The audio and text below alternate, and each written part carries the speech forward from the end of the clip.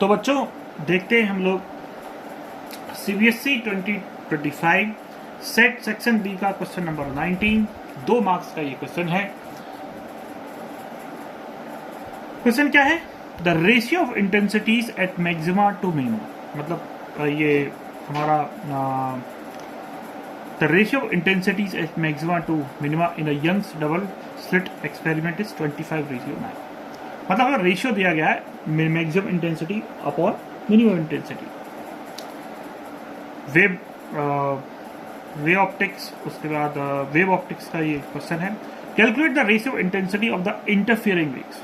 तो बेसिकली यहाँ पर मैक्सिमम मिनिमा का रेशियो दिया गया है 25:9 और हमसे पूछा गया वो सिंपल क्वेश्चन है कि जो इंटरफियरिंग वेव्स होगी जिसके कारण मैक्सिमम मिनिमा बन रहे हैं उनका रेशियो क्या होगा। ठीक है, तो इस क्वेश्चन को करने के लिए हमें बेसिकली फॉर्मूला ही पता होना चाहिए। ठीक है, तो चलिए मैं इस क्वेश्चन को सॉल्व करते हैं। जस्ट अ मिनट, मैं इसको जूम इन कर देता हूं। ओके डियर्स, तो आइए इस क्वेश्चन को सॉल्व करते हैं हम लोग।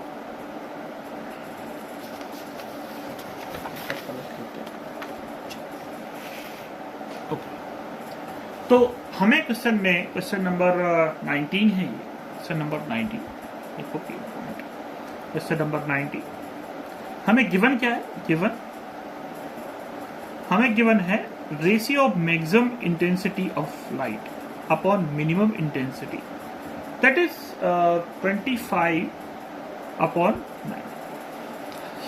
तो अब यहां पर बहुत इंपॉर्टेंट बात है बच्चों, आपको फॉर्मूला पता होना ही चाहिए, क्योंकि ये जो वैल्यू होती है ये R1 + 1 अपॉन R2 - 1, मैं अभी बता रहा हूं R1 R2 का होल स्क्वायर है। ये जो फॉर्मूला होता है हमारे पास, R1 क्या होता है? R1 अपॉन R2 बराबर होता है I1 upon I2। Basically I1 अब I2 ही पूछा है, तो हेविली इंपॉर्टेंट है, आपको ये फॉर्मूला पता होना ही चाहिए। एनी हाउ, अगर फॉर्मूला नहीं आता तो क्वेश्चन नहीं बनेगा। ठीक है, तो हम कह सकते हैं यहां से कि R1 + 1 upon R2 - 1 equal to हो जाएगा √of 25/9। 25/9 बेसिकली हम कह सकते हैं 5/3। इसको आगे अगर हम सॉल्व करें तो 3 का हम मल्टीप्लाई कर देंगे, 5 का हम मल्टीप्लाई कर देंगे, तो हो जाएगा 3R1 + 3 इक्वल टू 5R2 - 5। तो हम देखें, या ये R1 रखेंगे, R ही है ये, R1 R2 नहीं है ये थोड़ी सी मिस्टेक हो गई यहाँ पर। R है, सिंपल R है, R + 1 R2। तो आप देखिए 3R - 5R इक्वल टू -5 - 3। तो 3R - 5R क्या हो जाएगा बच्चों? इट इज हो जाएगा -2R।